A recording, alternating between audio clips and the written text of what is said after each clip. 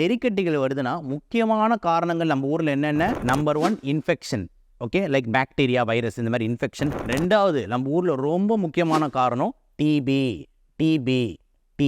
Tuberculosis ரொம்ப முக்கியமான காரணம். 3வது ரேரா கேன்சர்ஸும் வரலாம். 4வது ஒரு சில நோய்கள் இருக்கு, லைக் சார்காய்டோசிஸ் மாதிரி ஒரு சில நோய்கள் இருக்கு, அதுலயும் வரலாம். ஸோ இதெல்லாம் தான் காமனா அந்த நெறிக்கட்டிகளுக்கான காரணம். ஸோ நீங்க என்ன பண்ணணும் அப்படின்ற மாதிரி இருந்தீங்கன்னா, தயவு செஞ்சு இந்த மாதிரி நெறிக்கட்டிகள் கொஞ்ச நாள் நேரம் இருந்ததுன்னா நீங்க உடனே நுரையீரல் டாக்டரை போய் பாருங்க. அவங்க என்ன பண்ணுவாங்க அப்படின்ற மாதிரி நெறிக்கட்டிகள் எங்கெங்க இருக்கு, எவ்வளவு சைஸ்ல இருக்குன்னு பார்த்துட்டு முக்கியமா ஒரு டெஸ்ட் ஒன்று எடுப்பாங்க. அது பேர் தான் என்னன்னா FNAC அப்படின்ற மாதிரி எடுப்பாங்க. அப்படின்னா என்னன்னா ஃபைன் நீடில் ஆஸ்பிரேஷன் சைட்டாலஜி அப்படின்னு சொல்லுவாங்க. அப்படின்னா என்னன்னா ஒரு சின்ன ஊசியை அந்த நெறிக்கட்டியில குத்தி அதுல இருந்து ஒரு சாம்பிள் எடுக்கிறது. அந்த சாம்பிளை நம்மளோட பெத்தாலஜிஸ்ட் செக் பண்ணுவாங்க, லேப்ல செக் பண்ணுவாங்க. அதை வச்சு உறுதியா சொல்ல முடியும் இது டிபி தான், இல்ல இது பாத்தீங்கன்னா பாக்டீரியா தான், இல்ல இது பாத்தீங்கன்னா ஏதாவது ஒரு புற்றுநோயா இருக்கலாம் அப்படின்ட்டு அந்த டெஸ்ட்ல உறுதியாகுது.